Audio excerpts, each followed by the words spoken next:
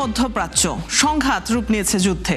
বিশ্ব রাজনীতিতে এর উল্লেখযোগ্য প্রভাবের পাশাপাশি ক্ষতিগ্রস্ত হচ্ছে ব্যবসা বাণিজ্য, বিপদে পড়ছেন প্রবাসীরা। কোন দিকে মোড় নেবে যুদ্ধ পরিস্থিতি?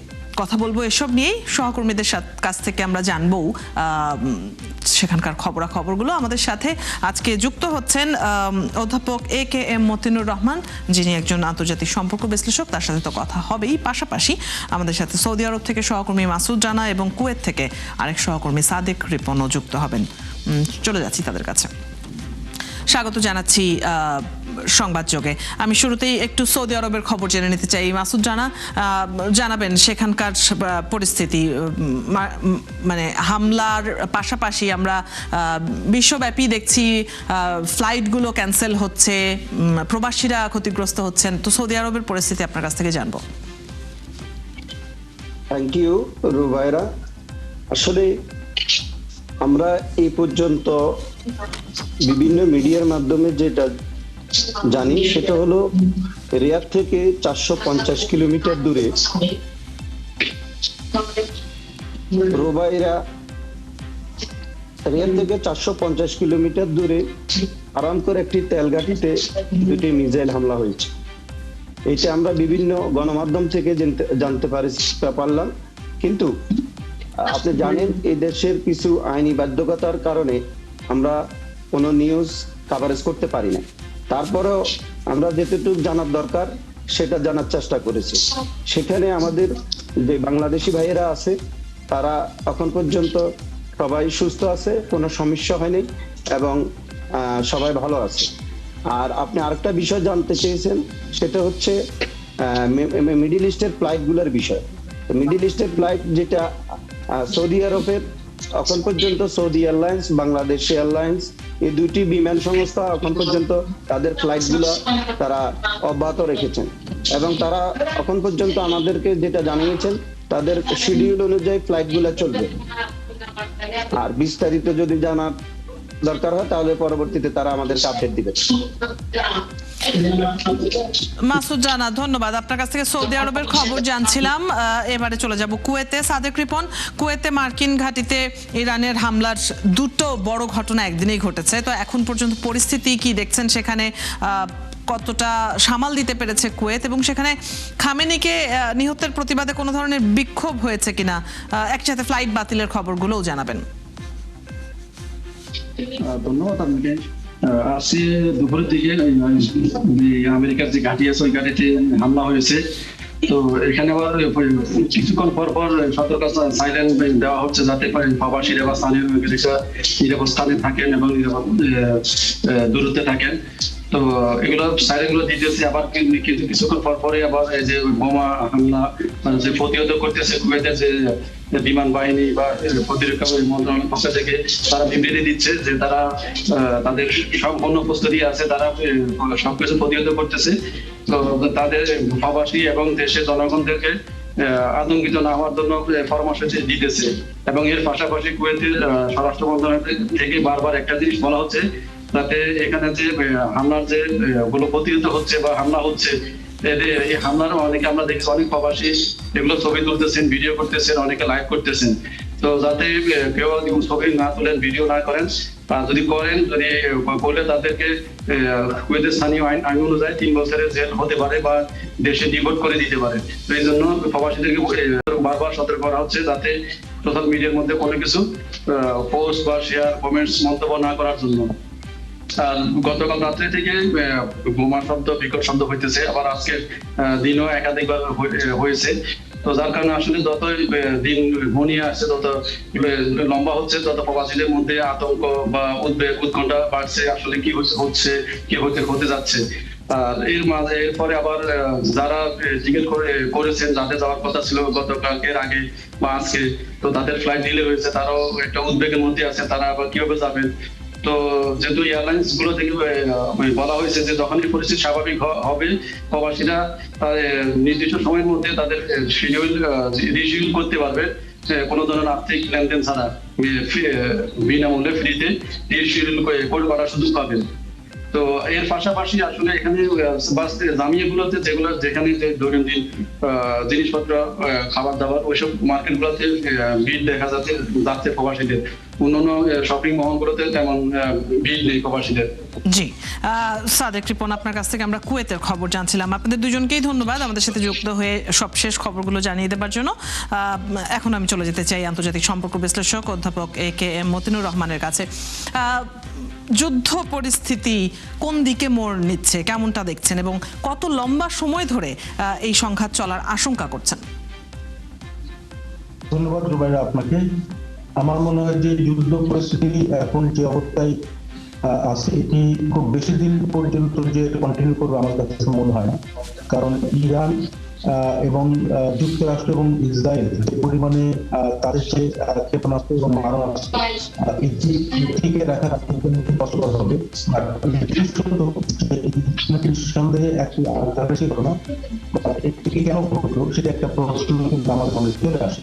এখানে যে জিনিসটি আমি মনে করি সেটা হচ্ছে যে ইরাক যেভাবে হামলা করছে যুক্তরাষ্ট্রের বিভিন্ন স্থাপনা, সেটি হচ্ছে গ্রাউন্ড লেভেলে, কিন্তু যুক্তরাষ্ট্র কিন্তু গ্রাউন্ড লেভেলে হামলা করছে না, যুক্তরাষ্ট্র হামলা করছে কিন্তু আকাশ পথে। সুতরাং ইরান তাদের সক্ষমতা এবং রণকৌশল সেটি কতটুকু টিকে থাকবে সেটি জনগণের একটা প্রশ্ন আছে সঙ্গত। আর এই ঘটনাটি আমি মনে করি মধ্যপ্রাচ্য নয়, মূলত বিশ্বের সব জায়গায় এটি এফেক্টেড হবে এবং সেটি জনগণের একটা আতঙ্ক সৃষ্টি হচ্ছে। ইনফ্যাক্ট বাংলাদেশেও এটির একটা প্রভাব পড়বে। তো সেই দৃষ্টিকোণ থেকে আয়তুল্লাহ খামেনি তাদের ধর্মীয় একটা নেতা এবং তার প্রতি জনগণের যেরকম এক ধরনের বিশ্বাস এবং আস্থা রয়েছে, পাশাপাশি এটিও সত্য যে ইরানের দীর্ঘদিন যাবৎ কিন্তু ইরানের যে শাসনতন্ত্র এবং তাদের যে ইসলামতন্ত্র, এটি মূলত সেই দেশের অভ্যন্তরীণ সংকট রয়েছে এবং বিশেষ করে তার রাষ্ট্রের সাথে বিশেষ সম্পর্ক কিন্তু। ফলশ্রুতিতে কিন্তু এই ঘটনার মধ্য দিয়ে মুসলিম উম্মাহ এবং মুসলিম রাষ্ট্র বিশেষ করে মধ্যপ্রাচ্যে সেটি তাদের ভিতরে যে একটি ঐক্য বা এক ধরনের সলিডারিটি তৈরি হবে সেটি কিন্তু হয় না। ফলশ্রুতিতে আমি মনে করি যে ইরান খুব বেশি দিন এই যুদ্ধে টিকে থাকতে পারবে না। আমি মনে করি যে এটি শুধুমাত্র ইরান ক্ষতিগ্রস্ত হচ্ছে তা নয়, এই এটা মধ্যপ্রাচ্য থেকে শুরু করে বিশ্বের অপর অনেক দেশে এই সম্বোধন হবে। সঙ্গত কারণেই আমার মনে হয় যে একজন বিশ্বের একজন নাগরিক হিসেবে যে মনে করি সেটা হচ্ছে এই যুদ্ধ বন্ধে আমার মনে হয় যে বিভিন্ন রিজিওনাল যে অর্গানাইজেশন আছে তাদের ভয়েস রেজ করা উচিত এবং এটি বন্ধ করার ক্ষেত্রে বিশেষ করে সংঘাতের মধ্য দিয়ে সংঘাতের মধ্য দিয়ে সংঘাত প্রতিহত করে। আমার মনে হয় যে একটি সৌহার্দ্য এবং সম্প্রীতির মধ্যে এই যুদ্ধ বন্ধ করাতে ভূমিকা রাখা উচিত। বিশেষ করে জাতিসংঘ যেন এই জায়গাতে ভূমিকা রাখার চেষ্টা করেছে, কিন্তু জাতিসংঘের ভূমিকা কতটুকু ফলপ্রসূ হবে সেটি নিয়ে সংগত কারণে আমাদের মনে প্রশ্ন আছে। আমি মনে করি যে বিশ্বের অন্যান্য নেতৃবৃন্দ যারা আছে তাদের এই যুদ্ধ আসলে যুদ্ধ তো কোনো সমাধানের কোনো বিষয় হতে পারে না। আমার মনে হয় যে এই বই এবং বৈশ্বিক যে প্রেক্ষাপট এটি আসলে সব বেশি কম বেশি ক্ষতিগ্রস্ত হবে। সেই দৃষ্টিকোণ আমি মনে করি যে এই প্রক্রিয়াটি অতি দ্রুত মনে হয় বন্ধ করার গ্রহণ করা উচিত। কারণ এটি সত্য যে ইরান কখনোই যুদ্ধে খুব বেশি অথবা তারা তাদের নেতার মৃত্যু এবং তাদের দেশের উপরে যে আগ্রাসী আক্রমণ সেটিকে প্রতিহত করার জন্য তারা সাময়িকভাবে হয়তো অন্যগুলো জায়গাতে তাদের অবস্থান থেকে তারা শক্তি প্রদর্শন করবে, কিন্তু সেই একটু বেশি দিন অব্যাহত ভাবে রাখতে পারবে মনে করি।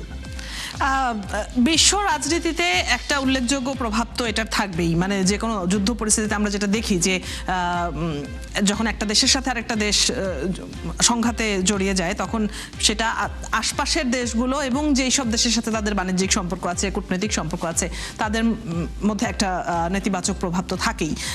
যুদ্ধ কখনো শান্তি নিয়ে আসে না, যেমনটি বলা হয়ে থাকে। এর পাশাপাশি ব্যবসা ক্ষতিগ্রস্ত হচ্ছে। আমরা বারবার আলোচনা করছি যে হরমুজ প্রণালী লম্বা সময় বন্ধ থাকা মানে বাংলাদেশে সেটার একটা বড় প্রভাব আমরা হয়তো দেখতে পারবো, সেরকম একটা আশঙ্কা তো আমাদের রয়েছেই।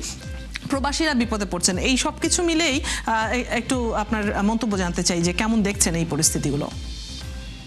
রুবাইরা দেখুন, আসলে পররাষ্ট্রনীতিতে আসলে তিনটি শব্দ ব্যবহার করা হয়, একটা হচ্ছে হার্ড পাওয়ার, একটা সফট পাওয়ার এবং স্মার্ট পাওয়ার।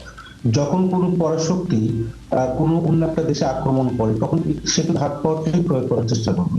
তো সুতরাং আপনি দেখবেন যে এখানে মার্কিন যুক্তরাষ্ট্র এবং ইরানের মধ্যে যদি আপনি কম্পেয়ার করেন, তাহলে হাত পাওয়ার কিন্তু মার্কিন যুক্তরাষ্ট্র প্রয়োগ করেছে, এবং ইরানের কতটুকু সক্ষমতা আছে তার হাত পাওয়ার প্রয়োগ করার ক্ষেত্রে। তো সেক্ষেত্রে আপনি যদি মনে করেন যে সেখানে সফট পাওয়ার প্রয়োগ করে, সেটাও আসলে খুব বেশি আমি মনে করি একটা দেশের নিজের অস্তিত্ব এবং স্বার্থের ক্ষেত্রে খুব বেশি সমর্থনযোগ্য না। সেক্ষেত্রে আমি মনে করি যে হার্ড এবং সফটের মাঝামাঝি যে স্মার্ট পাওয়ার, অর্থাৎ পড়াশোনার ক্ষেত্রে এই কূটনৈতিক যে কৌশল, সেটা অনেকটা স্মার্ট পাওয়ার প্রয়োগের মধ্য দিয়ে কিন্তু একটা দেশের সাথে সম্পর্ক অব্যাহত রাখে। এখন আপনি যেটা বলছেন সেটা হচ্ছে জনগণের ভিতরে এবং বিদেশে আমরা জানি যে এই মধ্যপ্রাচ্যে বিভিন্ন দেশের মানুষ সেখানে কাজ করে এবং তাদের বৈশ্বিক ব্যবসায়িক অনেকগুলো লেনদেন আছে, সংগত করে সেটা এফেক্ট হবে। এবং একই সাথে ইরানের যে রিসোর্স গুলো আছে সেগুলো অনেক দেশে কিন্তু সেখানে সরবরাহ করা হয়, এবং তারপর ভিত্তি করে কিন্তু তার ব্যবসা বাণিজ্য বিভিন্ন শিল্প কারখানাগুলো পরিচালিত হয়। সুতরাং এটি এফেক্টেড প্রত্যেকটা দেশই হবে, একসাথে প্রত্যেক দেশের নাগরিক সেখানে হবে। সংগত কারণে সেই দৃষ্টিকোণ থেকে আমি মনে করি এটি অব্যাহতভাবে চলতে থাকে, তাহলে এটি ক্ষতিগ্রস্ত যখন ইরান হবে, পাশাপাশি জনগণ ক্ষতিগ্রস্ত হবে। সেই দৃষ্টিকোণ থেকে বিশ্ব নেতৃবৃন্দের এই যুদ্ধের মধ্যে কিন্তু কোনো সমাধান আসতে পারে না, এবং সেই সমাধান কখনোই ফলপ্রসূ হয় না, সেটি কখনো প্রকাশিত হয় না।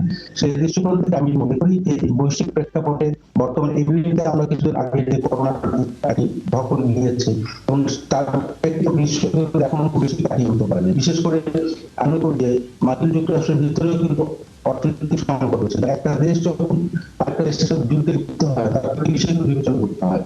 প্রথমত তার আর্থিক সক্ষমতা কতটুকু, তার রণকৌশল কতটুকু, তার প্রযুক্তি কত সক্ষমতা কতটুকু, এই বিষয়গুলো বিবেচনা করতে হয়। এখন মার্কিন যুক্তরাষ্ট্রে এই মুহূর্তে যদি ইরানের একটা দেশ যুদ্ধে লিপ্ত হয়, এখন প্রশ্ন হচ্ছে যে আপনি আয়তলের কমিটি তারা করেছে বা অন্যান্য অনেকগুলো মানুষ, আমি যত জানি প্রায় 500 অধিক মানুষ মৃত্যুবরণ করেছে। তো সুতরাং এখানে একটা জিনিস হচ্ছে ইরানের কিন্তু ঐতিহাসিক ভাবে তারা এই যে তাদের অস্তিত্ব, এটা কিন্তু পারস্য এবং অটোমান সাম্রাজ্য থেকে শুরু করে 500 বছর পুরো ইতিহাস তারা কিন্তু টিকে রাখার চেষ্টা করেছে।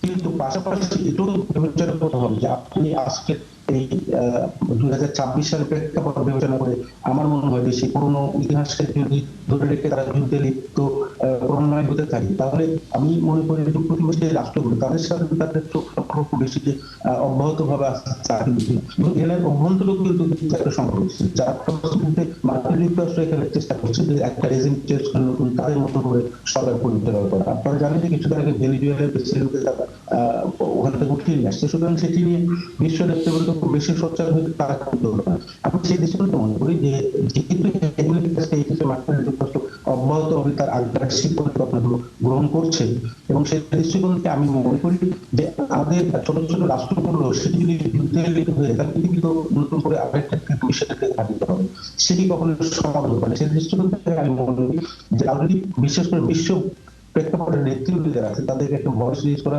যে মানবতা বিরোধী অপরাধের সাথে যারা জড়িত, অথবা একটা দেশকে অযাচিত ভাবে আপনি যখন আক্রমণ করবেন, সেটি সমাধান তো যুদ্ধের মধ্যে দিয়ে হতে পারে, আলোচনা হতে পারে। অনেকগুলো অর্গানাইজেশন আছে, আন্তর্জাতিক অনেকগুলো প্ল্যাটফর্ম আছে যেখানে আসলে আলোচনার সুযোগ রয়েছে, কিন্তু আমরা তারপরেও দেখি যে বড় দেশগুলো যুদ্ধে জড়িয়ে যায়, এবং এক দেশ যুদ্ধে জড়ানোর পরে মিত্র রাষ্ট্রগুলো এসে সেখানে আরো ইন্ধন যোগায়, এরকম ঘটনাগুলো ঘটেই চলেছে, যেটা নিঃসন্দেহে পৃথিবীর জন্য দুঃখজনক। আপনাকে অনেক ধন্যবাদ অধ্যাপক এ.কে মতিনুর রহমান আমাদের সাথে আজকে যুক্ত হয়ে সময় দেবার জন্য, আলোচনায় অংশগ্রহণ করবার জন্য। দর্শক, এই ছিল আজকের সংবাদ যোগে। আগামীকাল ঠিক রাত 10টায় আবারও দেখা হবে নতুন কোনো বিষয় ও তার বিশ্লেষণ নিয়ে। ৭১-এর সাথেই থাকুন।